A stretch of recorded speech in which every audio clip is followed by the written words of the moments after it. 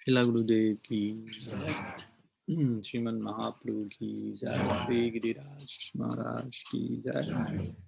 Sri Jagannath Baladev Subhadri ki jai. Tirobhava Mahotsava Titi Srila Thakur Bhaktivinoda ki jai. Tirobhava Mahotsava Titi Sri Gadadhar Pandit Gosai ki jai. Gaur Bhaktavrinda ki jai. Gaur Premanandi.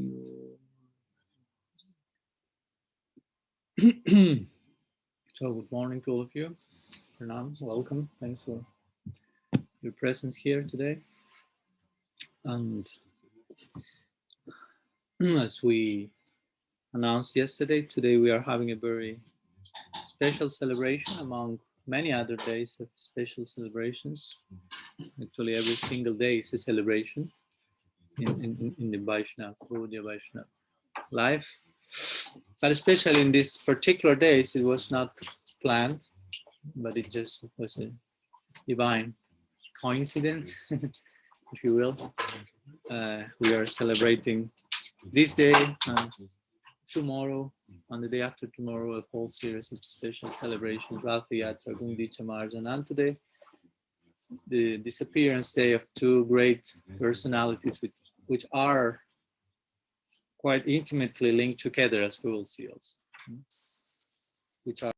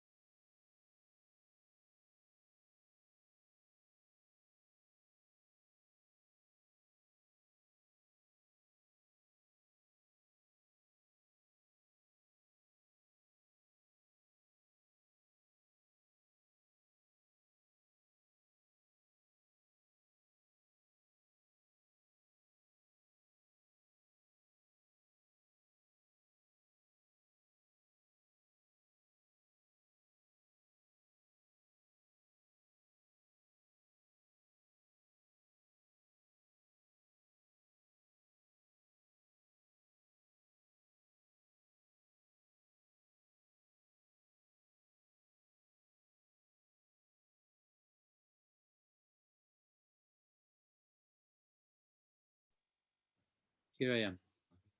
Okay, sorry, I was saying some messages and yeah, there was some problem with the connection. It went off, out, and out, in out. So maybe in that point the mic. So sorry, here I am. So, but Prabhupada Bhaktisiddhanta didn't make this point only because of like personal affiliation. No? He's my father, no, so he's a Nitya Siddha or something like that. Because that can happen, unfortunately. He's my guru, and therefore he's the best because he's my Gurudev, no, or something. But actually, because of the unique contribution that Thakur Bhaktivinoda presented and the unique way that contribution was presented, as you may, we will briefly speak about Bhaktivinoda Thakur's life sketch and character. Also, then I would like to concentrate on his disappearance day on Lila.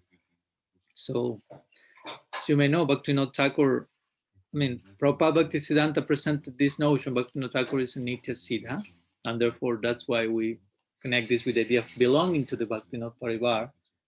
And interestingly, as it happens with some Nitya Siddhas, they act as if there were not Nitya Siddhas. we can see in their life like a progression in their thought, in their an evolution in their presentation and their conception of practice. Like, for example, without going too far, we can go to Prahlad Maharaj or Narad Muni themselves, as we spoke the other day. They are considered as Nitya Siddhas, but also they are presented as sadhana siddhas. They operate from that perspective for our benefit. So Prabhupada Bhaktisiddhanta had a similar idea in mind in connection to Thakur Bhaktivinoda, who himself was not born in a Gaudiya Vaishnava family, Bhaktivinoda Thakur. He was born in a Shakta family in the little village of Ula. So it's not that, because sometimes we again have this idea, okay, the guru was born in the purest possible environment of family. Everyone was Gaudiya Vaishnava from 108 generations back, and he was untouched by any type. Well, that's not the case with Bhakti, no. That presents maybe a further challenge to our appreciation of himself, which in his own words, it takes to become a Saragrahi, an essence catcher, if you will, seeker. So Thakur Bhaktivinoda was not born in a Gaudiya Vaishnava family. For some time, he didn't really like that much Gaudiya Vaishnavism. Interestingly, he himself said this. He said, like, eventually, there's an autobiography he wrote. That's a really interesting thing to read. And that generally, that's not, I won't say allowed, but it's not too much like promoted in certain Gaudiya Vaishnava circles. I understand the reason for that. They try not to relativize the figure of Bhaktivinoda Thakur, because in that autobiography he narrates his, whatever what you do in an autobiography, my life. Swalikita Jivani, that's the name of the autobiography, just in case you want to read that. And he narrates there, no, like he was born as a Shakta. Some of his life habits when he was young was one of them eating meat, like many of us. And eventually he narrates his conversion. Eventually he was raised as a Christian because he was in India at the time when Calcutta in particular was, as it is described, the crown jewel in the British crown, the jewel, who was the expression? The British Empire. Yeah, but there was some particular, or the cross jewel in the British Empire, or the pearl in the British crown, whatever the analogy. Calcutta was the center of England in India, basically, and India was one of the main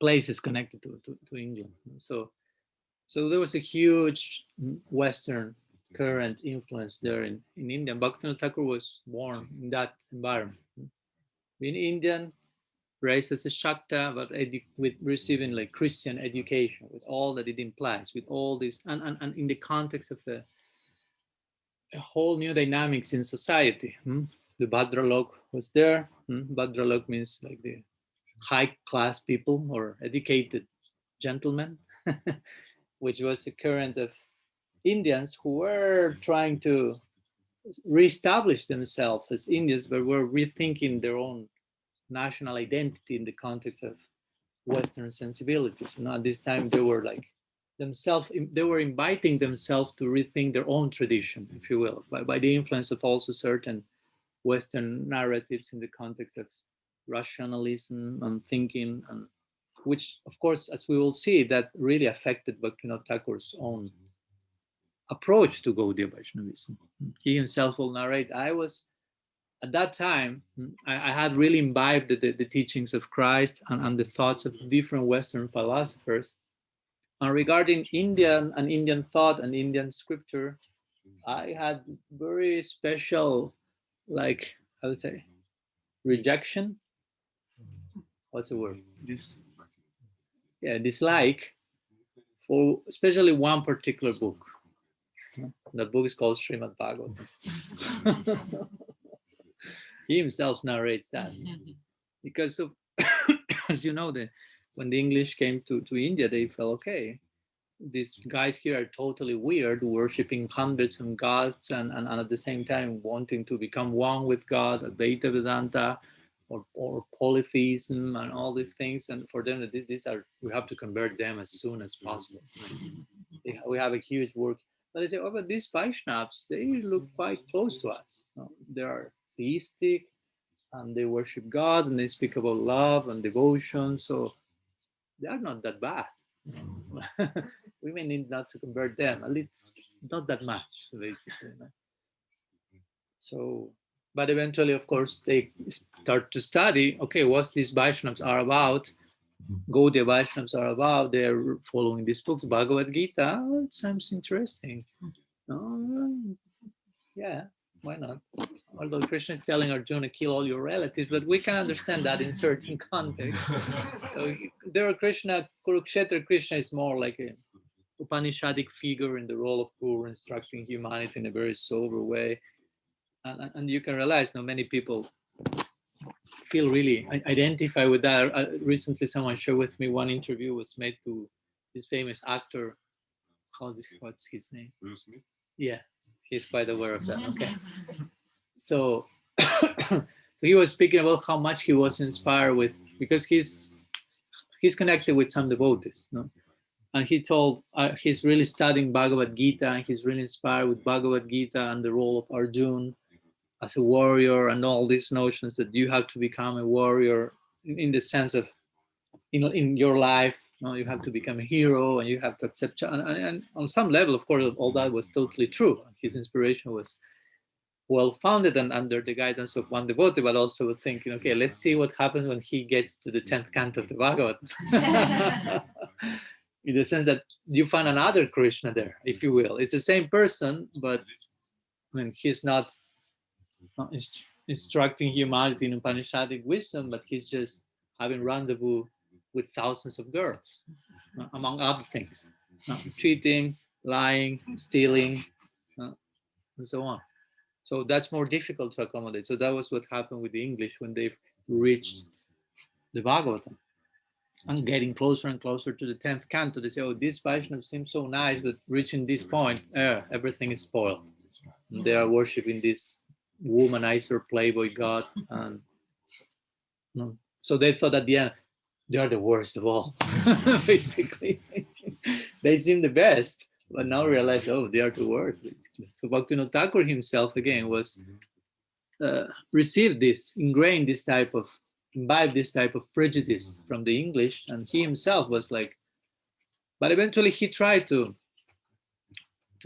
study the Bhagavatam in depth, and eventually he entered in touch with Chaitanya Charitamrita. They say that only when he read the Bhagavad through the Chaitanya Charitamrita, he became basically a Gaudiya at heart. He became convinced. And it is said that he even tried to find Chaitanya Charitamrita for years and was not able to find it. So that shows how much unpopular Gaudiya Vedanta was at that time.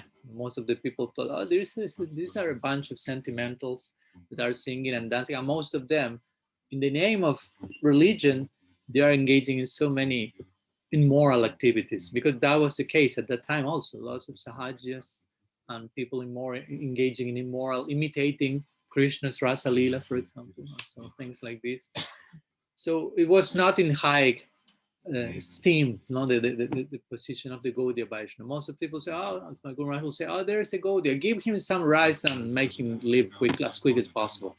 No, they do not have anything substantial to offer. And that was unfortunately the idea of Gaudiya Vedanta at that time, because of bad representation. And this doesn't mean that nowadays it's totally different. On some level, sometimes it's something like this. It's not that to become Hare Krishna is the most popular and passionate ideal in the whole world. Well, generally, if you see to most people, well, become a Hare Krishna, they will feel like, wow, this sounds weird. So that speaks how much still we need to do in trying to properly represent the depth and breadth and glory of our tradition. And Bhaktivinoda Thakur was one of such person. When he himself became converted, of course, many people was trying to catch him for their own ranks, for their own group, because he was such a brilliant personality, totally capable with experience in the world. I mean, He was a grihasta. I mean, he became converted to Gaudiya Vedanta when he was like adult already. He had more than maybe 10 children at that time. He had almost 15 children. He was working in the government in Jagannath Puri. We're in Jagannath Puri these days, so we remain in Jagannath Puri for a minute. So he was working as a magistrate in the government. So that means a really busy person in the world, if you will. You work in the government. I mean, it's not this, you just have a yoga center or something. So he had a big family. He was really engaged in society. He was concerned with the climate of the time. He was quite familiar with the currents of thought around the world. He was a grihasta. And he was a really brilliant person, thinking person, genius type of, really progressive. And so eventually he said, okay, I'm becoming a Gaudiya Vaishnava. So for most of his peers at the time, members of the Bhadralok and all, it was like, what? Gaudiya Vaishnava? I mean, did I hear properly? You, Thakur, you want to join those guys? So he really appreciated, oh yeah, there is a need for showing the real glory of Gaudiya Vaishnavism. So again, he became converted, interestingly, by reading Chaitanya Charitamrita, or in other words, by reading the Bhagavatam through the Chaitanya Charitamrita, because in one sense, Chaitanya Charitamrita is the Bhagavatam.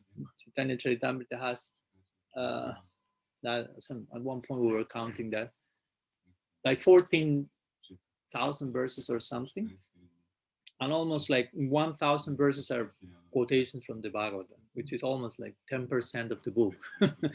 It's like Bhagavatam verses over and over and over and over. It's a Bengali book, but it's presenting all these Sanskrit shlokas from the Bhagavatam. So it's the Bhagavatam from the perspective of Mahaprabhu. So Chaitanya Charitamrita is basically, as some scholars have said, the final word in Gaudiya Vaishnavism. That book that kind of united all the followers of Mahaprabhu in one like common understanding of who are we, basically, as a group, as followers of Sri Chaitanya. So an important book to understand the Bhagavad, if you will. Because you read the Bhagavatam, and then you go to Chaitanya Charitamrita, it's important to understand, I'm still in the same book, basically. It's not a different thing.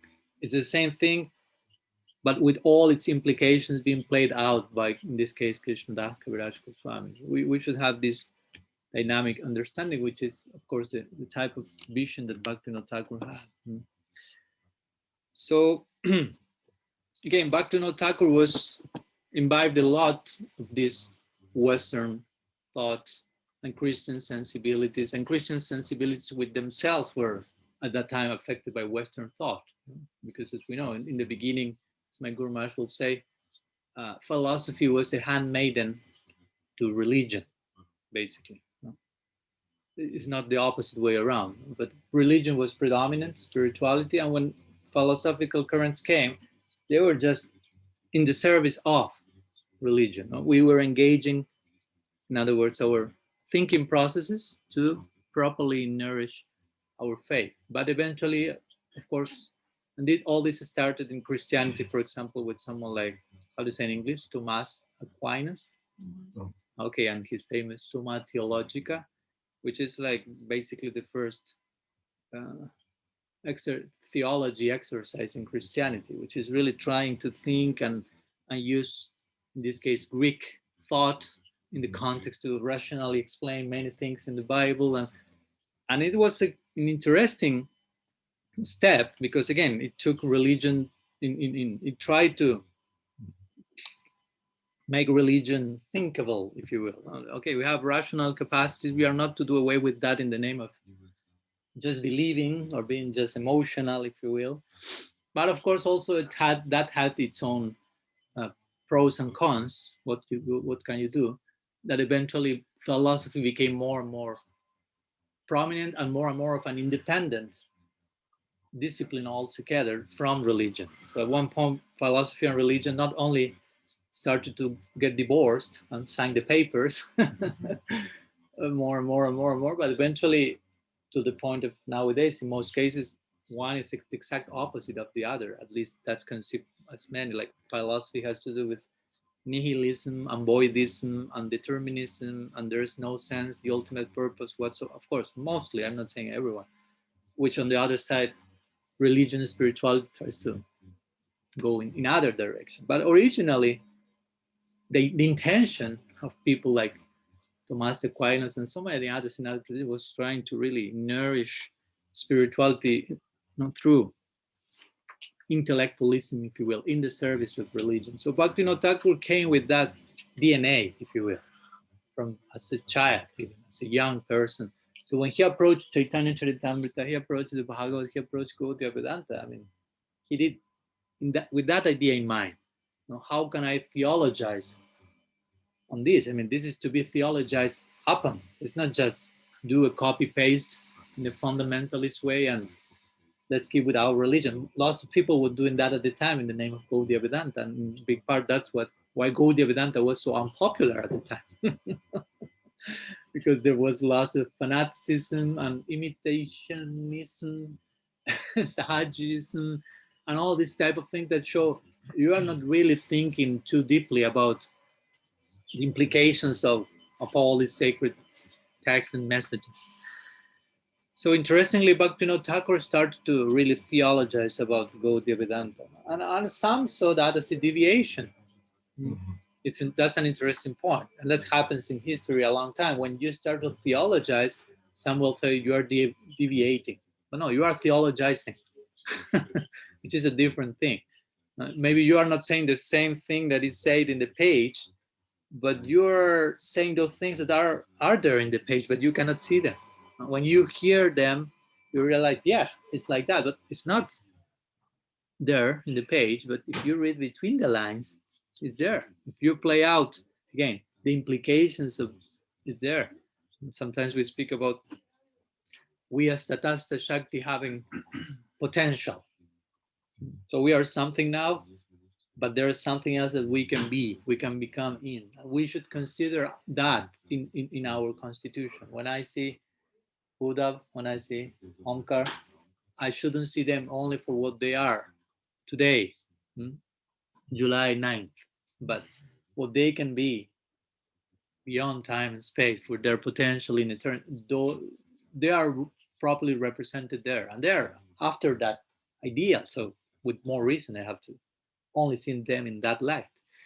But at the same time, we can say we have a potential. We could say also there's in Shastra there's potential also. If Tatastha Shakti has potential, it doesn't mean that Swarup Shakti has no potential. You follow my point? It knows that Swarup Shakti is some stagnated, you say, stuff like is there. There are new waves of development inside that eternally perfect reality called Swarup Shakti, and Shastra has to do with Swarup Shakti. So Bhaktivinoda Thakur was extracting the potential of Shastra and showing, okay, Shastra is saying this, but also saying this, and it is saying this, and it can be saying this, and also saying that. And it can say so many things. And he wrote 100 books about trying to show how much this can be said. So to begin with, we can see this. Bhaktivinoda Thakur was such a powerful personality in both precept and example. I mean, he was so engaged in the world, and he was working for the government, having more than 10 children. I mean, I hear sometimes about this, just struggling with how to deal with one children. He had 15 or something. and he was working in the government. And you see there's one like short sketch of his daily schedule and what he do every single moment of the day by time. And you just read that and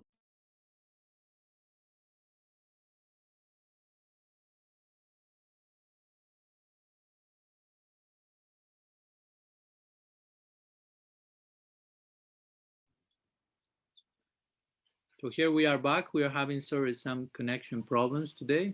Connection is coming and going. So we continue. So yeah, you see this daily schedule, and he was like, sleeping 3 hours per day, and then he took breakfast, a little milk and some fruit. Then he wrote for 3 hours. And then he chanted for 2 hours. Then he went to work, and he resolved as a magistrate all the cases that for most people took like 8 hours. He resolved them in 2 hours. So he was done a job. He returned home. He had lunch, some little fruit and some milk 15 minutes. He took a nap of 5 minutes, something like this. No, the nap of 5 minutes, the lunch was this, the work was this. But that showed he was not lazy. He has so much capacity, and the rest of his time he was writing. Mostly of his writing he did during the night. He has so much to say, to unpack. So he was Sri Thakur Bhaktivinoda, and the point is, again, he was a very progressive personality. He was called at one point by Shishir Kumar Ghosh, one journalist in Calcutta, the seventh Goswami. This is for us, is a very important point. Even though it was made by someone who was not even a Gaudiya Vaishnava, but Prabhupada Bhaktisiddhanta felt, okay, Mahaprabhu inspired him to share that idea. And there is lots of reason to consider Thakur Bhaktivinoda the seventh Goswami because of what we were saying today. For example, the theologizing, how the Goswamis themselves theologize Apan Shastra in their commentaries on the Bhagavad, how much more they extracted from that. Srila Jiva Goswami, for example, in his Sandarbhas, I mean, that's the he's the Thomas of Aquinas of the Gaudiya Sampradayas, Srila Jiva Goswami, and his Sandarbhas are the parallel of the Summa Theologica of Aquinas for us. So, and similarly, Bhaktivinoda Thakur did all the things that the Goswamis did. They uncovered all these lost places of Krishna Lila in Vrindavan. He did the same thing, but in connection to Navadvip. So there's an interesting emphasis on Bhaktivinoda Thakur regarding Navadvip, and even more intimately in connection with Gaur Gadadhar. That we will connect with today's evening lecture. There's a very intimate connection between Bhaktivinoda Thakur and Gadadhar Pandit. So there is not coincidence that they left this world on the same day. We find this type of things in many cases. For example, the day of disappearance day of Srila Rupa Goswami, to give another example, is the same day of disappearance of Gauridas Pandit. So who are they in Krishna Lila? Shyamananda. So Subal Saka and Rupa Manjari, the two heads of the Manjari Bhav Camp and the Priyanarma Saka Bhav Camp, which are so intimately connected in service ideal. And the two of them left just the same day. So here we see something similar. Bhaktivinoda Thakur left on the same day as Gadadhar Pandit. And of course, he was not planning that or something. No? I will control, I will choose when to leave. So it coincides with someone like Gadadhar. But naturally, the call was there. So, so Thakur Bhaktivinoda, again, was really concerned with making Gaudiya Vaishnavism a worldwide religion, basically, to expand Gaudiya Vaishnavism, but to expand our understanding of it as well, not just to expand in the name of quantity, but quality also. So he, of course, as a Grihastha, was performing, organizing these Namahatas, visiting different homes and establishing different centers in that format, in a more Grihastha dynamics. He was not so much emphasizing monasticism at the time, which interestingly his son then switched to that complementary emphasis according to the consideration of time, place, or circumstance. And he really was interested in, again, seventh Goswami, in developing the legacy of Mahaprabhu. What Mahaprabhu was about, this huge ecstatic volcano of divine love, making eruption and its lava consuming everything on its way. How to explain a volcano in ecstasy, something like that. So the Goswamis tried to do their best, and they did their best for sure, and we are a byproduct of all that now. But Bhaktivinoda Thakur continued with that after some centuries after them. It was not just immediately right after them, but he just took pick up on that and continued developing many of their thoughts and ideas. And again, being born as a Christian, if you will, as a Western, my Guru Maharaj will say Bhaktivinoda Thakur is the first Western convert, although he was born in India. He was born as a Shakta, in a Shakta family, but he was, raised as a Christian. So he really tried to also bridge the gap between the two. He had this conception of Mahaprabhu's Prithiviti Achatta, Nagara Digram, Sarvatra Prachara Hai Bimorana, expanding Srinam along the world. So he started to write in English. He was fluent in English. He corresponded with Thoreau and Emerson, although these American transcendentalists. He wrote some books in English. He sent them to, for example, McGill University in Canada and things like this. And he really tried to present many of the ideas of the Vedic tradition in Western terms as much as he could. And of course, that presents some challenge for the present Gaudiya community in trying to sort them out. No? If, for example, one book that is a classical example of that is the Krishna Samhita. I don't know if you have read that one. That's a really challenging book. No? Because Bhaktivinoda Thakur there will say things like, for example, the first edition, there are two editions of the Krishna Samhita. And the first one, he will say something like, the Bhagavatam was written, how long was written the Bhagavatam? What do we learn generally? How long ago? 5,000 years. By, it was written by? Yes. Okay. So what did Bhaktivinoda Thakur say in Krishna Samhita? Bhagavatam was written 1,000 years ago by someone with the pen name Vyasa. So, now that's interesting because there is a second edition of the Krishna Samhita years after, and you will find a change in that part, or a footnote, I don't remember, written by Bhaktivinoda Thakur himself, and say, some scholars among us in this time say that the Bhagavatam was written by someone with the pen name Vyasa, but we don't follow that.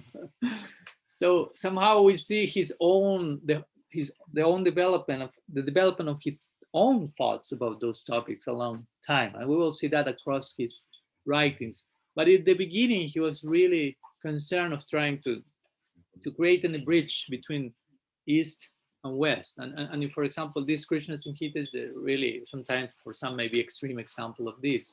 For example, Bhaktivinoda Thakur will present the Dasavatar there, the 10 descents in terms of Darwinistic evolutionary theory. No?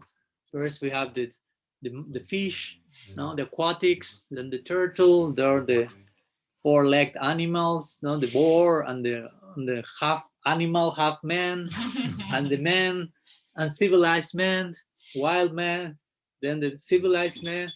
He's trying as much as he can to attract and to empathize with Western thought, while some of those things are what we may call an outreach technique, and not necessarily like something to be applied absolutely at every time and circumstance. But he did many of these things, and we really appreciate that, because that was, or sometimes, as we know, in trying to speak about complex Indian ideas, like we spoke today, like anadi karma. Anadi karma is the conditioning of the jiva has no beginning.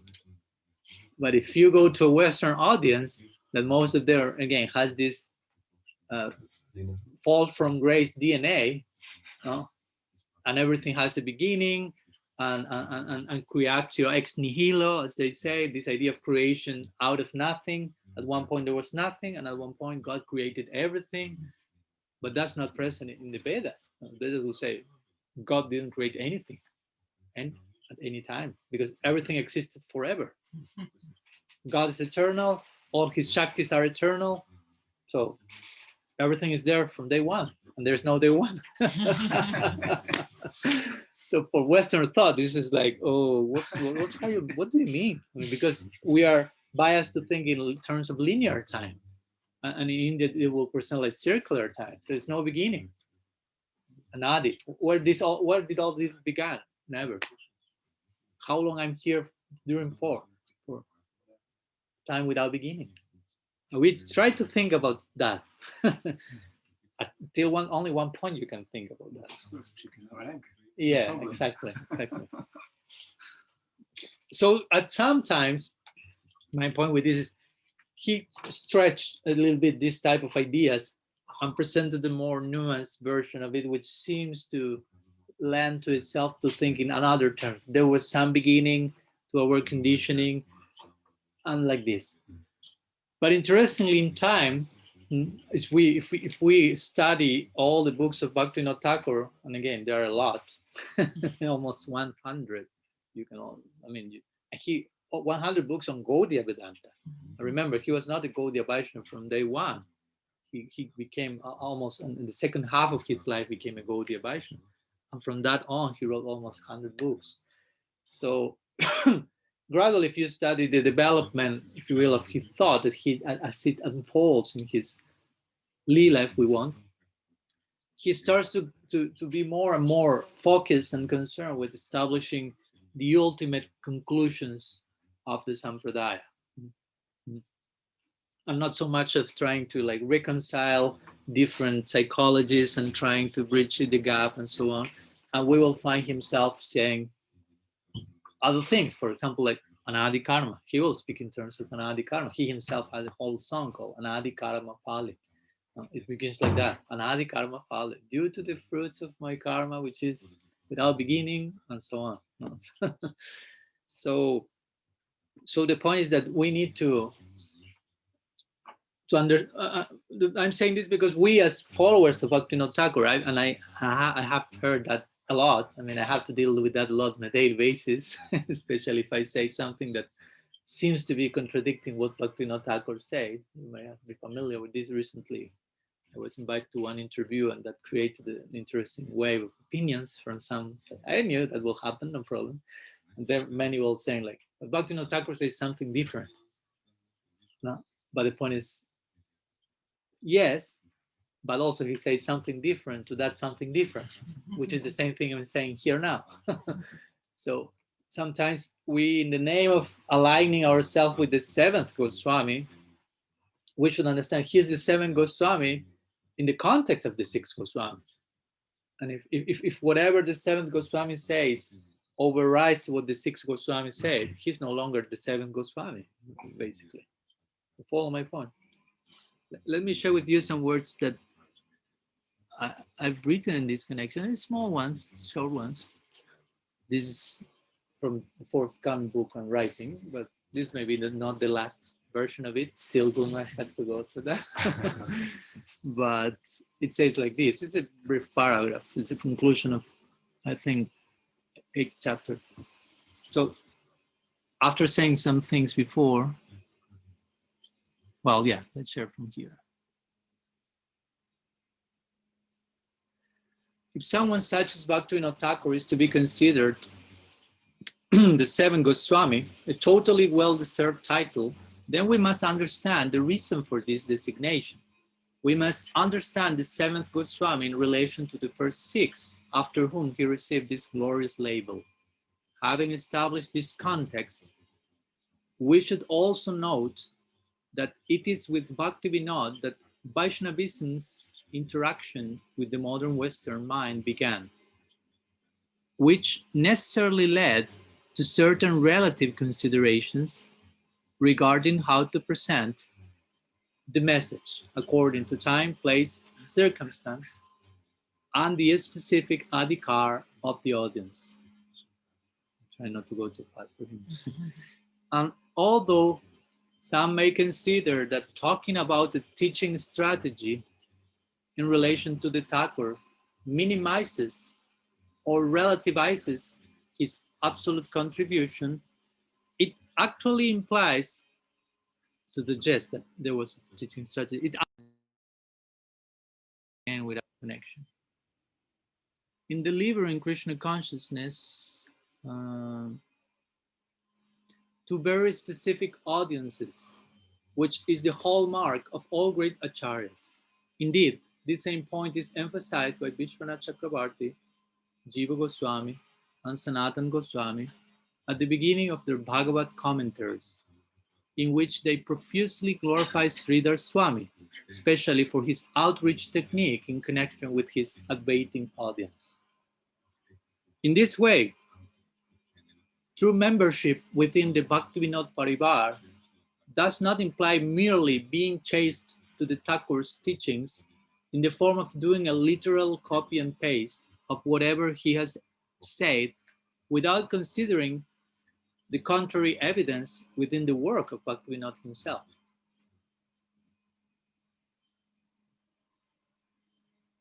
So there is one footnote. I'm just yeah.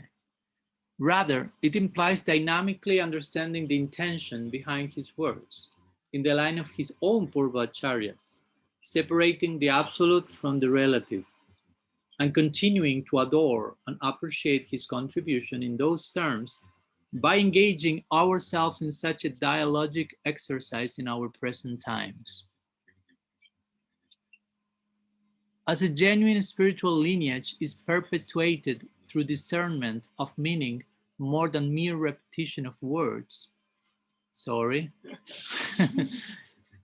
it follows that being a loyal member of any sampradaya does not mean whimsically quoting sections in a sectarian and fanatical way, but sensibly establishing each word of our guardians in its appropriate context, because a text without a context becomes a pretext. This has been unequivocally established by Srila Bhaktisiddhanta Saraswati Thakur in his well-known article, Thakur Bhaktivinoda, when he insightfully advised his readers about how to approach and understand the writings of Sri Bhaktivinoda. In one of his sections, he said, so we will close with this quote by Prabhupada Bhaktisiddhanta about Bhaktivinoda. He says, before we open any of the books penned by Thakur Bhaktivinoda, we should do well to reflect a little on the aptitude with which, as the indispensable prerequisite to approach its study. It is by neglecting to remember this fundamental principle that the empiric pedants find themselves so hopelessly puzzled in their vain endeavor to reconcile the statements of different texts of the scriptures. The same difficulty is already in process of overtaking many of the so-called followers of Thakur Bhaktivinoda, and for the same reason. So here Bhaktisiddhanta Saraswati Thakur is even foreseeing, okay, the same problem that is going on around with scripture misreading, and this happening with many of the so-called followers of Bhaktivinoda. So in this way, Bhaktivinoda Thakur is a real crucial personality for us. And again, as much as we study his books in time, his authorship lends more and more to a deeper and esoteric content and his own example. And that's, I will say, why Prabhupada Bhaktisiddhanta also naturally expressed this idea. He's a Nitya Siddha because he got to know Gaudiya Vedanta at one point in his life, and very quickly after that, he started to exhibit all these different levels of insight and revelation and ecstatic symptoms that generally you won't see that happening in one decade or something. No? So he was like sharing so much Bhava-filled statements and writings. So this naturally takes us to see him in a very unique light. So in this connection, this was actually my not so brief introduction to Thakur Bhaktivinoda's disappearance day. And I won't go as much as I've gone to now, but some words I want to share regarding his disappearance per se. And again, his connection with Gaur Gadadhar and the disposition of service he had. He was at this point not longer living in Jagannath Puri. Eventually he moved to Godrum. And during his last days or last years of his life, he accepted Babaji. No? He lived at Sigrihasta almost like, I will say, I don't know, 95% of his life.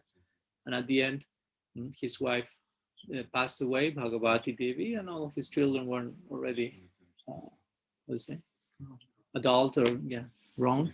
So he accepted Babaji, Besh, from Sri Jagannath Das Babaji. And in his last days, he made this very interesting and cryptic statement that we were sharing yesterday, that is in connection to his Tirobhava today.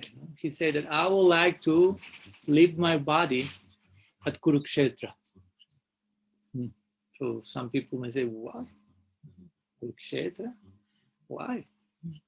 you are a follower of Bhishma or Arjuna, you have some warrior-like spirit and would like to, because for most people, Kurukshetra is mainly immediately connected with the Bhagavad Gita. But as we know, and as some commentators have pointed in the Bhagavad Gita itself, something important happened there in Kurukshetra before the Bhagavad Gita. In one sense, arguably something more important for us Gaudias at least. Which is that important thing that happened at Kurukshetra that's narrated in the 10th canto of the Srimad Bhagavatam, which is for some time of a solar eclipse that took place in Kurukshetra. And at that time, Krishna was already living in Dwarka as a prince, a great personality. And the solar eclipse is also like a very big socio-religious gathering. So some big event was made there at this point in Kurukshetra before the Gita was spoken. And Krishna went there, the prince of Dwarka, if you will, or king of Dwarka, or you may like to label him, with the whole entourage and riding on elephants and and all this type of environment. So, that was the Krishna of Dwarka, nothing like Braja Krishna. I know you are not familiar with that, but try to put the village cowherd boy riding on an elephant and being worshipped by entourages and even his god. In Dwarka they have this Aishwarya, this awareness. He's our king, but he's our master and lord and divinity, and everyone venerating him and coming here and everything in a very like royal way, very like bureaucratic dynamics there. So they arrived at the spot with all these Dwarkavasis to celebrate the solar eclipse, the religious meeting. And on the other side, many other people is coming for sure. It's a big event. And the Brajavasis are going also. This is basically the only one moment in the in the Braja Lila on earth that the Brajavasis are leaving Vrindavan. Quote unquote living. No, they never leave. The psychology goes wherever they go, as we'll see. But they go to Kurukshetra from Vrindavan in their bullock carts, in their mood. They go and they're singing their folk songs and carrying like butter and milk products on their heads. That will be the offering for the religious meeting. That's their gifts. Some other people will bring maybe jewels and elephants and all this stuff. But the Brajavasis are bringing milk. That's their wealth, basically, And of course, prem. That's the wealth. Milk, Braja milk is prem as well. So no problem. So to make a long story relatively short,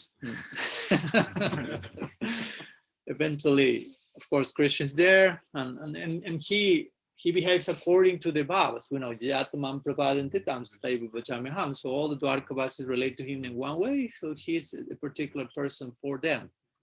He's not Braja Krishna or the Dwarka, even though his Braja Bhav, as we know, in Dwarka even kind of overflows him at times. When he's sleeping and he starts to dream with the Braja, we know all these instances. So eventually the Brajavasis go there with the excuse of the religious meeting. What to do? How to tolerate the dualities of heat and cold. And or I have to tolerate the noise. I have no problem. So if you want to open for me, it's okay. So the Brajavasis go there with the excuse of the social religious meeting, but they knew Krishna is going there. So they went and met him. So as you know, when they arrive at the door of this big event was made, and there were some like gatekeepers, not everyone allowed. And the Brajavasis come like singing and like uncivilized village people, if you will, in contrast with this like ultra aristocratic Bhadralok of Dwarka. So the guards on the door say, who are these fellows coming with bowls and carts and singing and milk in there and crying and fainting and just so that takes the priority there. I say, let me see my love. I'm Krishna's mother. And milk is flowing from her breast and she's crying. And this person is like, what? Krishna's mother is Devaki. The whole world knows that. She says she's her mother. How is it? But her emotion was so prevalent that this guard somehow didn't allow her to enter, but he say, okay, wait 1 minute. So he went and said, Krishna. He didn't say Krishna like this, no, like there is one lady outside and a whole bunch of like very eccentric people. And this lady says, it's your mother. So I mean, we know your mother is Devaki, but just in case, I mean, she was so intense and insisting that I took pity on her. So I came in just to deliver the news. She says she's your mother. I don't know what to do with her. And Krishna, when he hears, he's totally lost. I mean, he's totally immersed in Bhaktivinoda. Immediately he starts to cry himself, and everyone starts to, what's going on with him? We never saw him like this. He said, bring her immediately. Bring her immediately. So everyone is not understanding what's going on now. When the whole story unfolds, and Jasoda enters and runs to Krishna and takes him into his lap. At this point, Krishna was more than 100 years old. Although looking almost no more than 16-year-old, he's now a yogana. Like he was 16-year-old. I mean, you won't take your 16-year-old boy, even if he's 100, he looks like 16-year-old, to your lap and start to breastfeed him. But that was happened. Try to imagine the king of the world drinking breast milk from her mother when he's an adult. It's like, doesn't compute. But that happened. And everyone was crying, and all the Brajavasis were just like drinking the darshan of Krishna, and all the Dwarkavasis were like, I mean, some of them knew about Braj, and some didn't have the glimpse, but they were having now like personal test experience of that. So that was the main event. Now, solar eclipse was totally the eclipse.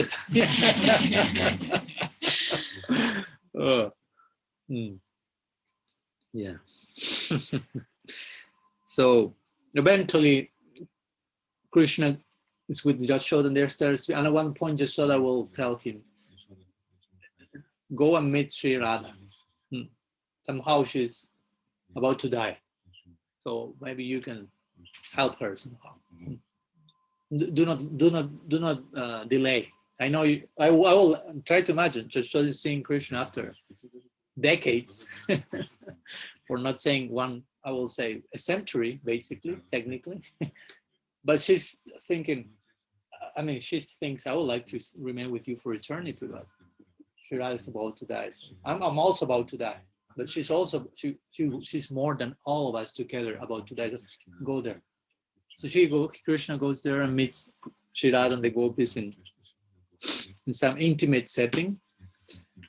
And that's when the gopis look at Krishna, and Krishna is like with the elephant and all this royal attire, and no flute is there, no pick of feather, no Krishna, basically, no Braja Krishna. And Krishna starts to like recognize, I mean, his situation and beg forgiveness, and of course try to explain himself. We already know there was a purpose for him to leave Braj in this particular expansion he did. In other form, he always remains there. So at one point he pronounces this famous verse. Was how did it begin? It went off. Bhavati namadapana.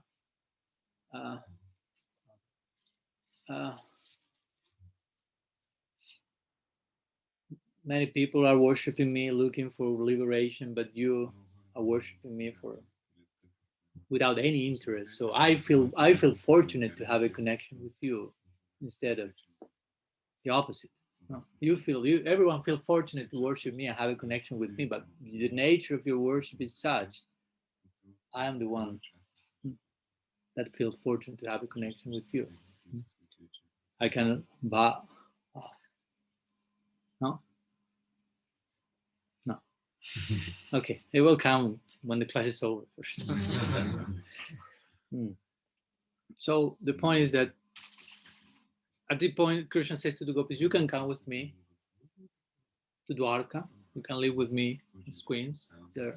And that's when Shri Radha says, but or you can, first of all, he say, you can, he is that, and they say, no, Dwarka does not compute. I mean, it's a totally foreign environment for us. So we can meet each other here now. We can have love in exchange here. And she does say, but where is the Jamuna? Here. Huh? Where are the forests? Where are the Nikunjas? Where is your peacock feather? Where is your flute? Where are you? I'm not finding Braja Krishna. I mean, where are the cows? You are riding on an elephant. Sometimes two extra arms appear from you. You're Chaturbuj.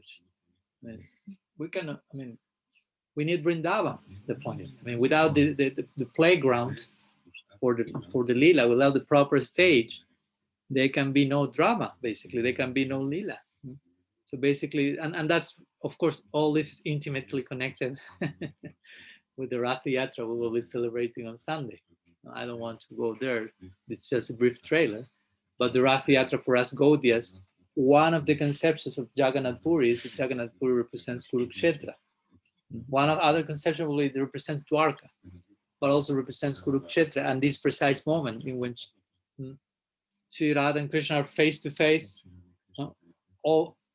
meeting after 100 years of separation, but they cannot fully meet, fully join, because something is missing there.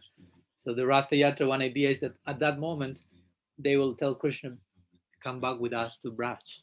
And they will take Krishna back by the strength of their love. And Ratha Yatra is all about that. I mean, Krishna being brought from Kurukshetra in this case, or from Dwarkas, you like, to Braj, in Gundicha and Puri, which represent Vrindavan. And the whole three cards, we will continue speaking on Sunday, but this is connected with this as well. So Krishna is thrown by the ropes of love back to Braj. So Sri Radha basically is saying this. She's in front of Krishna, but she cannot meet Krishna. Srila Siddha Maharaj compares this, like he gives a contemporary sport-like example with soccer. Like the ball is about to enter the, how do you call? The goal? Okay, so the ball is about to enter the goal, and this is the line. The ball is coming, and when it's about to enter, someone comes and kicks that somehow out. It's just about to happen, didn't happen. So it is because of this moment, I mean, Sri Radha is there in front of her Prananath, and she wants to meet with him, and she wants to serve him, but she cannot because of this circumstantial adjustment. So her necessity is such at that moment that Bhaktivinoda Thakur said, I would like to leave my body in Kurukshetra, because I would like to leave my body in that particular point of the Leela, like to assist her in her necessity. That's the main point. She's so much in need of service there in so many ways. I mean, he has Manjari sensibilities. He's Kamala Manjari. So she as a Manjari is fully, I mean, to be a Manjari, it's a long topic to describe that now, but Manjari means Radha Snihadika, which means I'm totally biased towards Sri Radha. Amara Ishwari Ham Vrindavaneshwari Tare Prananatha Bale Bhajagiridari. That's basically the slogan of the Manjaris. He said, my Ishwari, my goddess is Sri Radha, and I worship Giridhari only because he's her favorite. That is psychology of the Manjari. That's what Bhaktisiddhanta say. When someone was doing Dandavat Parikram to Radha Kund, he said, oh, he has so much devotion. Yes, but we are not of that kind. He's worshipping Radha Kund, he's worshipping Radha because she's Krishna's favorite. We worship Krishna because he's Radha's favorite. We sing so much in Krishna's name and speak so much about Krishna. Why? Because that's what pleases her the most. We are biased toward her, basically. So Bhaktivinoda Thakur in his Manjari spirit said, my Swamini, my Praneshwari, she's so much in need at that moment of service. So I want to die forever in that point and assist her in her need of service. Of course, eventually he didn't leave his body in Kurukshetra. So the point is, he wanted to make a point, basically. It's not that literally I will live externally, but I want to leave my world, my body, and enter. I mean, leave this body for Bhaktivinoda Thakur and for us means entering somewhere else, no?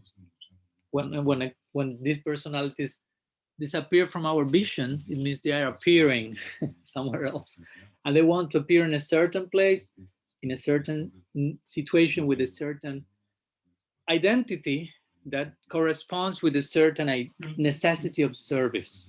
So that's the point Bhaktivinoda Thakur is trying to make. You want a spiritual identity, we want that, supposedly, we are here for that. Try to understand this point. I mean, we are here to develop our ultimate bhakti swarup, our ultimate devotional identity. I mean, that's the goal. Again, we say, I want love for Krishna. Yes, but that corresponds with the whole identity, the whole swarup that we are to. It's not inherent, just in case, but we are to invoke by proper association and grace. And that association, in practical terms, will come as much as we identify with the necessity of service. That's the whole idea that Bhaktivinoda Thakur is making here, and that is quite intimately connected with what we will speak in today in the evening, Gadadhar Pandit, and what's Gadadhar Pandit's disposition. Totally identify with the need of Mahaprabhu and facilitating all that he needs. So spiritual identity means I identified myself with something. I mean, whatever I am identified with creates an identity as a result. Try to think in material terms. You identify with your body and you think, I'm tall, thin, woman, man, black, white, green, red, whatever. I mean, you are identified with something, you become, and so many necessities come from that. But generally, in the material platform, the necessities are totally distorted because are all self-centered, because I'm wrongly identified with who I am. So I identify with something, and the necessity of service comes from that. But generally, material world, necessity of service converges in me. So everything is to serve me, to serve my purpose, and that creates, of course, not a bhakti swarup precisely, but a totally illusory sense of self. So we are just to, how do you say? Flip it. Flip. Okay, to flip it in the other direction, exactly in the opposite direction. It's not a problem to have an identity. It's not a problem to have to be identified with needs, with necessities. But the problem is that we think we are the center while we are not. So as much as we realize I'm not the center, how then I can conceive a sense of self and identify myself with necessities without distorting the whole thing? So that's what we mean by developing a bhakti swarup, and a spiritual identity. It means gradually, again, it's not from one day to the other, but gradually, and this all begins with the service of Sri Guru and the Vaishnavas. And that's why it's so important to eventually accept Sri Guru. It's not just like a formality or something you can do or not. I mean, it's officially, strictly speaking, it's the very beginning of sadhana bhakti. I mean, unless you accept the Guru, in one sense, you are not fully engaged in sadhana bhakti per se. Rupa Goswami describes sadhana bhakti with 64 limbs. The first 4 of them are all connected to Guru. Ado Guru Padasraya, Sri Krishna Dikshadi Sikshanam, Vishrambena Guru Seva, Sadhu Marganusarana. The 4 of them, all are connected, Guru and Sadhu, Guru and Sadhu. Take shelter in the Guru, take Siksha and Diksha, serve him with deep confidence and affection, and in the context of that, serve other sadhus and follow the footsteps. And then Shravan, Kirtan, Archanam, this and that, in the context of Guru Seva, of having some person in your life that you can really project an identity of service. Now, I want to serve that person forever. And that person, as my Guru Maharaj will say, is so needy. As we spoke the other day, Krishna is so needy, Mahaprabhu is so needy, Sri Radha is so needy, as Bhaktivinoda Thakur perceived here, and the Guru is so needy, but not needy as we are as conditioned souls, but needy out of love. When you have love so much, needs come there. My Guru Maharaj will quote this famous verse from Rupa Goswami, which may be considered the most important verse connected to the Sri Nam, to the holy name. So the verse says, Tunde tanda vinira timbitanute tundava lilaptaye karna krodha kadambini gatayate karnar budevya spriham Chitta sangrana prangni vijate sarvendriyanam kritim no jane janita kiyat yad virad mritai krishneti varnandvai. So basically, there Rupa Goswami is saying, I cannot conceive how much nectar is there in these two syllables, Krishna, Krishna. It's impossible for me to grasp. It's depth. But and what happens when I enter in touch with those two syllables? I feel so much overwhelmed that I need hundreds and thousands of years, hundreds and thousands of songs to make justice to such a current, descending current, basically. So the point is, the guru is in need of many thousands of tongues and ears, and my Guru Maharaj will say, the disciples operate as such. The Guru will come and say, lend me your ears, lend me your tongues, and he will pour Harikatha as an extension of his her own ears and tongues. So help me, please help me. I'm in need. I'm begging your tongues. Prabhupada Bhaktisiddhanta say the same thing. Say to his disciples, I'm not asking anything from you. Just one thing. Give me your ears. Pay attention to what I have to say. That's the only thing. Of course, that was quite smart because everything starts from the ear. You give your ears, and that like captures the whole system, if you will. You then have given your life, but all begins like, give me your ears only for a while. But that was the same point. I'm in need. Please share with your ears with me. I need to pour something. I'm burning with something. I will flow with something. I need you. So the point is, if we as disciples, because we are to identify always as disciples, even if we are serving in the capacity of Diksha or Siksha Guru, that's when the most we have to identify as disciples. We feel, oh, there's so much need there. And I identify with that need. I can be of service there forever because there's so much need, means there's so much service I can offer. And the more service I can offer, the more the need grows, paradoxically. So the more service I can offer. So the more I identify myself with the need of service in the context of bhakti or love, the more an identity of service start to develop. That's the only way that will happen. I mean, if you are not identified with the need of service, you won't have an identity as a servant. It's not just, I'm a servant. It's not just saying lip service to the idea, but it's just really acting out your belief, as we say the other day. So how that will happen?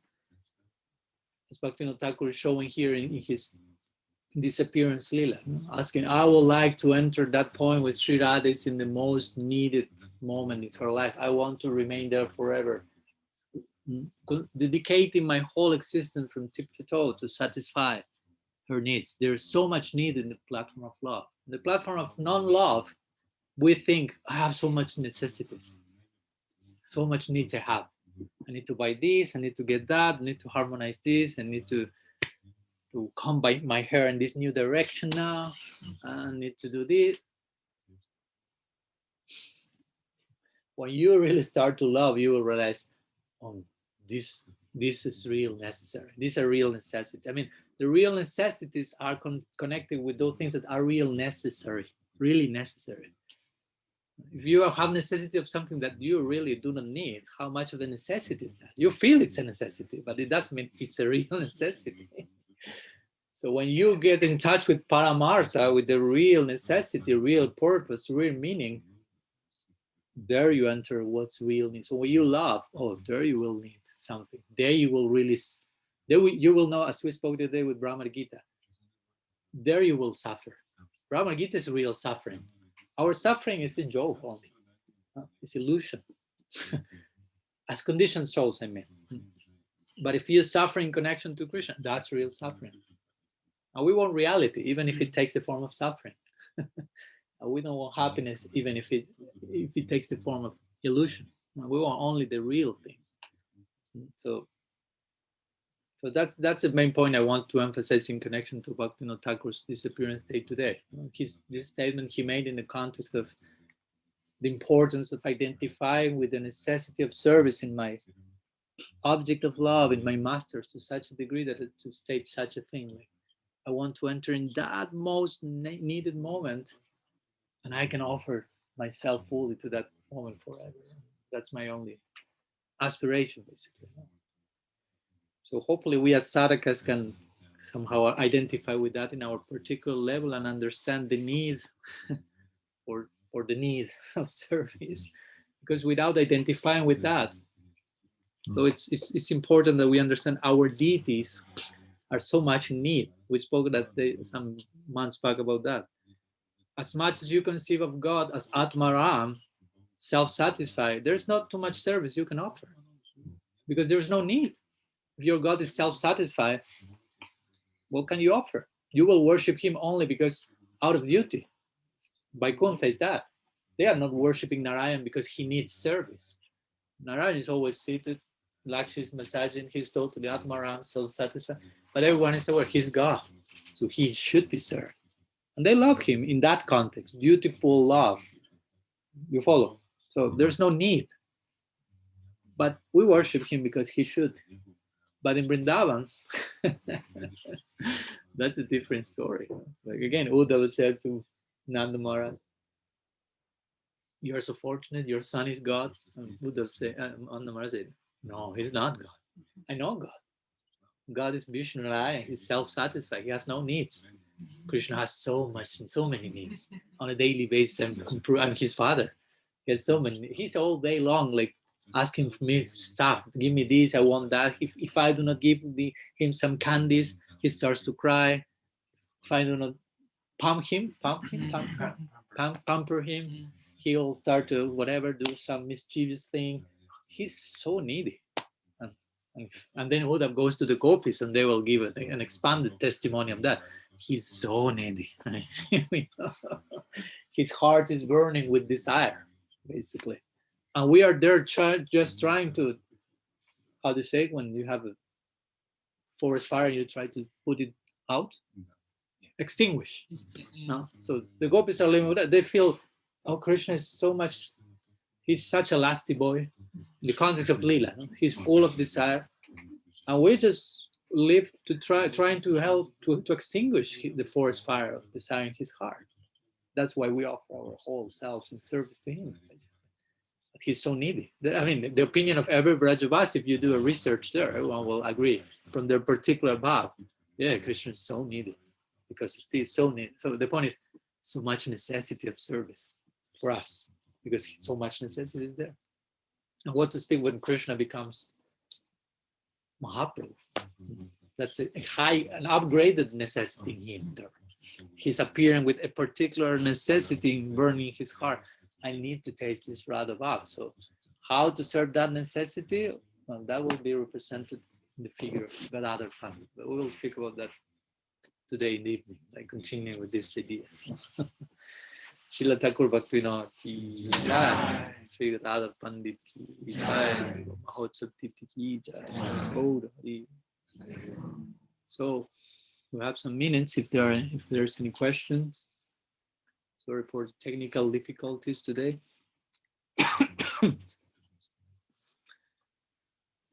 Yeah. We have seen how much Bhaktivinoda Thakur was progressive in his teaching. He was changing the mind about some parts of the philosophy during his life.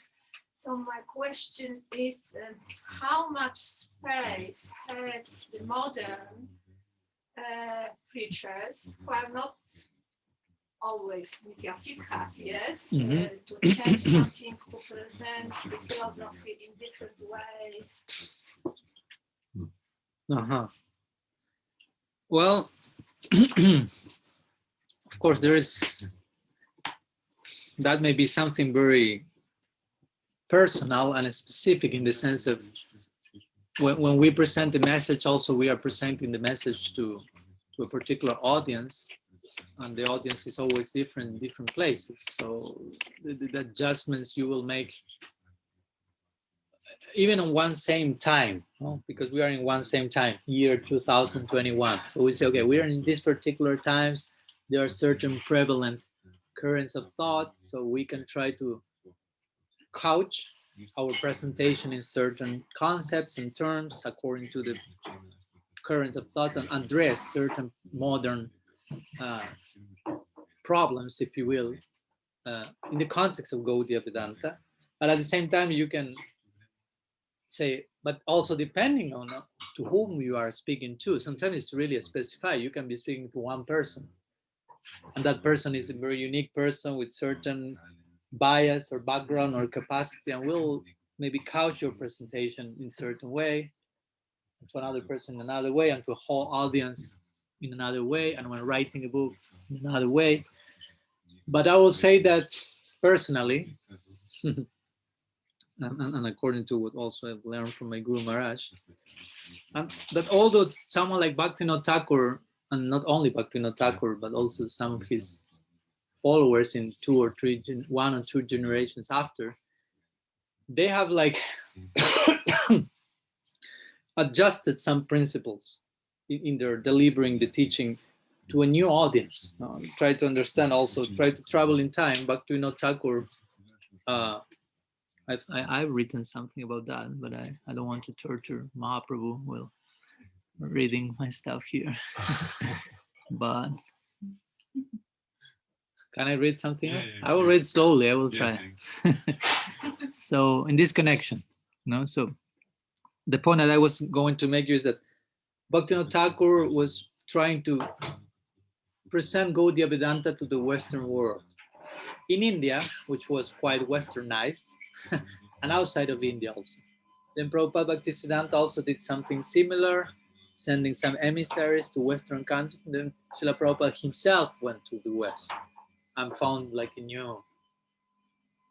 new world, basically. And I had to adjust many things because his disciples were like in zero with Gaudiya Vedanta, didn't have a clue about Gaudiya Vedanta at all. But I will say that nowadays, I'm speaking in this case mostly because we say preaching, but there are so many types of preaching. One thing is you preach to new people, another thing to devotees, because that's also a form of, if you want to call that preaching, you use the name you want, Harikatha or education or whatever. So regarding the Vaishnava community, I think that after all these generations, the main preaching strategy nowadays will be no preaching strategy.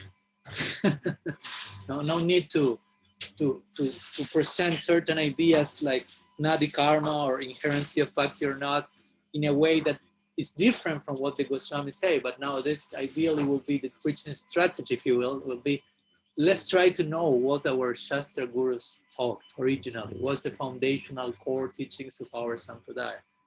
So what I wrote in this regard says like this, is one paragraph.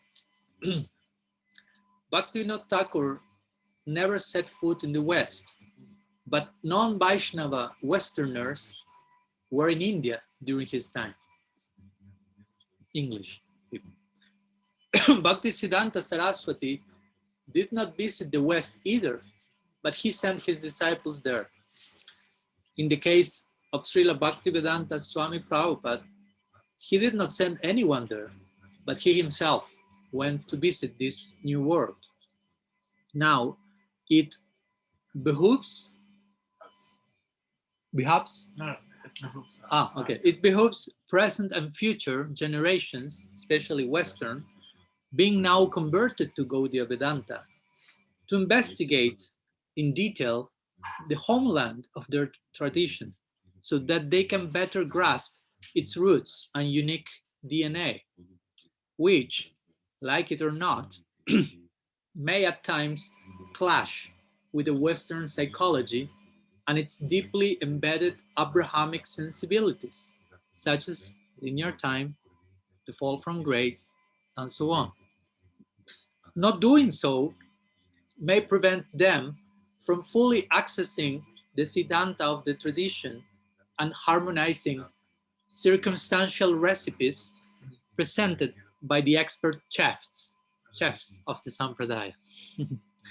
If an expert chef lacks some ingredient in a recipe, he or she, knowing the original recipe, will know how to replace it, while a neophyte one will not, because of ignoring the original recipe. Similarly, someone such as Thakur Bhaktivinoda presented a circumstantial recipe while considering the available ingredients, the adhikar of the audience at the time. But he had a clear purpose in mind, which is to properly nourish them with this sumptuous meal as much as they were able to digest. So basically, that's what I personally will think. You know, that nowadays, in the case of the devotees, the preaching technique will be, let's go to our roots and know what the Goswamis said and so on, and understand whatever preaching strategy was on the way in that context. And in approaching new audiences, yeah, I agree, as my Guru Maharaj teaches, that the Gaudiya Vaishnavas should be familiar with the prevalent currents of thought of the time and trying to address them in the context of Gaudiya Vedanta. Gaudiya Vedanta is totally capable of dealing with all this. And of course, this requires education. No, it's not just like imposing stuff. No, so that will make the tradition really how do you say, alive, basically, in current world. It's not just like, again, an old-fashioned dogma that you are just repeating in a parroting. I mean, as we said the other day, you can parrot in two ways. You can just parrot like copy paste without too much, or you can parrot by biting the fruit and making it sweeter. No? We are to follow Sukadev. That's no. Yeah.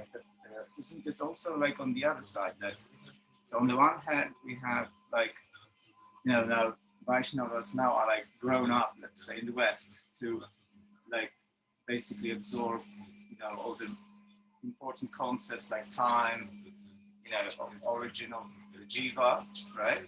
But isn't it also that it's and those texts are now more available? Yeah, I but would say isn't it also that it's actually this no preaching strategy is the preaching strategy also for the modern society? Like we have this, you know, the other day I think we were talking about this, you know, like this inflating universe model and so on, and people start thinking, you know, like for example, psychologically, yes, that fall from grace is not a good idea because people develop a lot of sense of guilt and so on in religion, and it seems like it's counterintuitive in some way. Yes, the jivas, conditioned jivas may think this is not a good idea to follow. Yeah, so maybe that's also like when it's a preaching strategy itself. It's like now the world is ready for full truth, full you know, unfiltered. Let's say. Yeah. Truth. Yeah, I agree. And that's a nice way to connect that, like our original Siddhanta, if you will, with how also some other schools of thought intuitively, if you will, progress in certain line that fits what we really conclude about. No? Like, for example, I remember was reading, I don't know, like some years back, one book by Jordan Peterson, like his 12 Rules for Life. And at one point he starts to speak about celebration and life ideally as a celebration. He starts to speak about them that way that I say only the word kirtan is missing in this paragraph here. It's really, I mean, it was like epiphany for me. Like, it was like, oh my God, I mean, he doesn't have maybe a clue that something like Gaudiya Vaishnava exists. But I feel if you are a sincere seeker of truth, you will intuitively reach at least the shores of those truths, because you naturally feel it should be like this.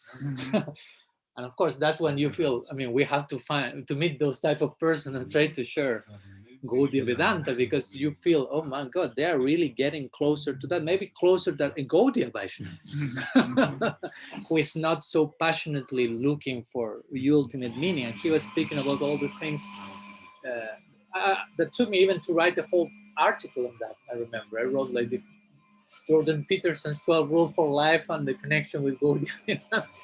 I had to do that because I mean it was too much to not establish those type of things. No?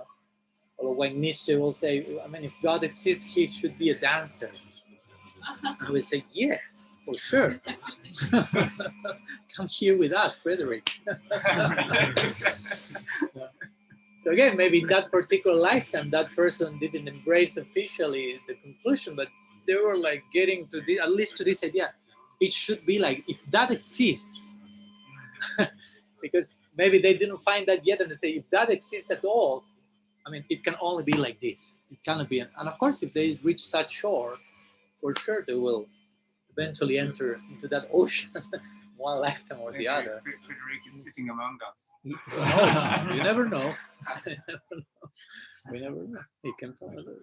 We'll start to take calculation. He left on this year. Which year you were born? Oh,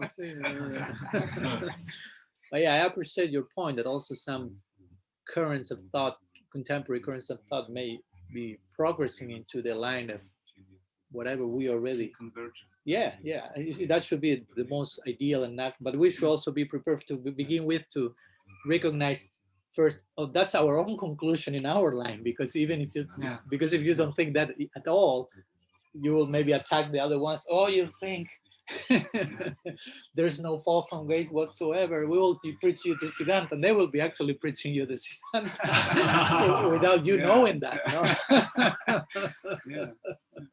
So first of all, I will say again, preaching strategy is let us ourselves know our own tradition. And then we can approach the world and see how we can recognize all those same conclusions on some level. Oh, try to reach those gaps. That's important. Yeah. I have a question regarding our belonging to Bhaktivinoda, because there are some groups of Vaishnavas who denies this because they claim that Bhaktisiddhanta Maharaj didn't get initiated by Bhaktivinoda like Lalita Prasad. So could you say something about this? Well, that's a long topic. And that's, of course, connected with the notion of Diksha Parampara, Siksha Parampara, which, of course, many will consider that's a deviation implemented by Bhaktisiddhanta. I mean, there is people that even doubt that Bhaktisiddhanta was initiated altogether by Gaura-Kishore Das Babaji, and they will say there's no witnesses and nobody knows. But of course, you can say, well, nobody who knows that such and such person was initiated by such and such guru. Were you there? No. How do you believe that? Because he told me. Well, I'm saying the same thing. And of course, you judge by the example, the fruit by its fruit, the tree by its fruit also. Palina Parichate, you see the life of Bhaktisiddhanta, the example, the integrity, all that came from that. And you won't think, no, he was a cheater who lied to us about his initiation. I mean, if you want to think like that, okay, that's your problem. But you follow, I can apply the same thing to all the, who knows that your guru and Paran guru was in his, maybe there was no picture, camera, no way of registering that, but on the strength of faith and what you see from that person, the mantra you receive from that person in your life is having a result. So, you cannot say, not just it's like that sound that is being passed on by non-initiated people. So again, the substantial connection will be basically, Bhaktisiddhanta Saraswati Thakur did not receive Diksha from Bhaktivinoda.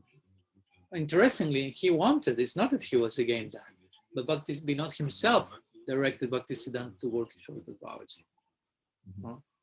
He took Diksha from Gaura-Kishore Das Babaji because Bhaktivinoda because his main guru told him, accept him as a guru.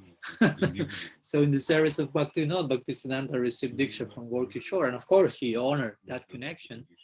So the point is, yes, in Diksha terms, Bhaktisiddhanta Saraswati Thakur is not connected with Bhaktivinoda Thakur, but it doesn't mean that they do not have Diksha. Bhaktivinoda Thakur received Diksha, Bhaktisiddhanta Saraswati received Diksha. So it's not that there's no Diksha connection, but the point is that what we call Siksha Parampara, and also I will clarify, this is a long topic, but I'm just summarizing, because also some followers in our lineage will also overemphasize the concept of Siksha Parampara, to the point of, we are not Diksha Parampara, we are Siksha Parampara. Yes and no. We are also Diksha Parampara. It's not that we are doing away with Diksha in the name of Siksha. You follow? Because they will do away with Diksha to the point of, no, Siksha is the most important thing. I mean, Siksha and Diksha are like the seed and water. So Diksha is like the seed and Siksha is like the water. Which is more important? I mean, the two are. I mean, you cannot have one. I mean, you need the two for the whole thing, for the whole fruit to come. So we will say, yes. I mean, this critic comes from the idea of you pretend to be part of a lineage, which in terms of Diksha is not an unbroken chain. But we will say, I agree, in terms of Diksha is not an unbroken chain, but every one of the members have Diksha. It's not that some of them do not. But we will trace our line in connection to the substantial members and the substantial connection between themselves in our tradition. And for us, the most substantial connection between for Bhaktisiddhanta Thakur was with Bhaktivinoda Thakur. It's not that we do not include Gaura Kishora Das Babaji, it's also in our parampara. But we will trace the connection, and this is the idea of Siksha parampara. It's not a doing away of Diksha, but it's just a mentioning of the most substantial connection will be maybe beyond, if you will, Diksha, in the sense of some members of the Diksha lineage may not have the ultimate proper conception as some others. So, and Srila Siddhartha will give the famous example of in science. He will speak about, I don't know, like Galileo and Copernicus and Einstein and Newton, like implying there are so many in between them, so many other scientists who made their contribution, but their real substantial contribution is to be traced in connection to these stalwarts. It's not that there's nobody in between, but we connect our emphasis in those directions, and in this connection we present our Bhaktivinoda Parivar. But again, the critic comes from those who overemphasizes Diksha to the point of like, you have Diksha connection, yeah, but there may be no substance in that connection.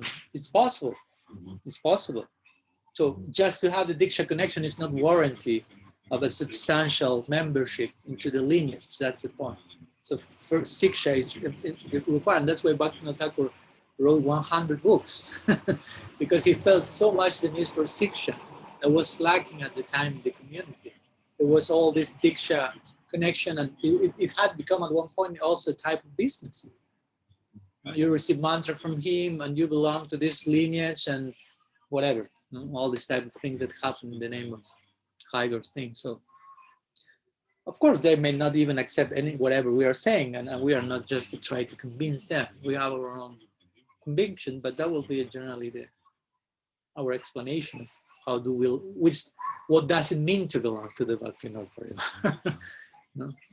Which is a pretty much Saragrahi-like conception that Bhaktivinoda Thakur himself embodied. No? Substantial connection, not only a bodily connection. Okay. Maharaj, yes. I've heard it said that we are Nityananda Parivar. Is it that Gaura Kishora Das Babaji was part of this? Well, there is some dispute in that connection because it's not clear which is the Parivar to which Gaura Kishora Das Babaji belonged to. He was an Avadut. Some say Nityananda Parivar, some others say Advaita Parivar, and we say Bhaktivinoda Parivar, basically. No? So in that connection, mostly we will converge in this point. We belong to the Bhaktivinoda Parivar.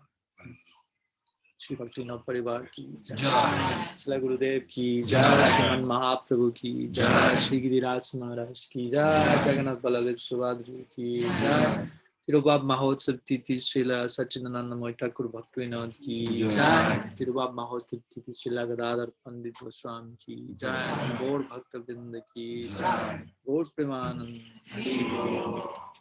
Vanchakalpatarubhyasya kripa sindhubhyaiva cha patithanam pavanebhyo vaishnavebhyo namo namaha. Ananta Koti Vaishnava Vrinda ki jai.